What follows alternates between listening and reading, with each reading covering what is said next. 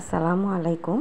এখানে ৫ সপ্তাহের এই যে একটি বাচ্চার থলি দেখা যাচ্ছে, মানে পিরিয়ড মিস হওয়ার পরে প্রথম মাসেই একেবারে ১ মাসের পরপরই এই বাচ্চার থলিটা দেখা যাচ্ছে। এখানে বাচ্চার শরীর বা হার্টবিট কিছুই এখনও আসেনি।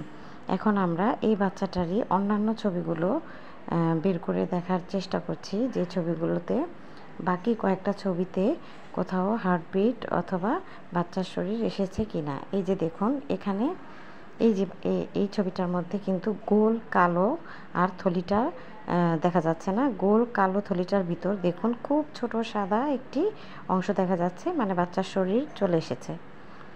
এত কম সময়েও বাচ্চার শরীর চলে এসেছে।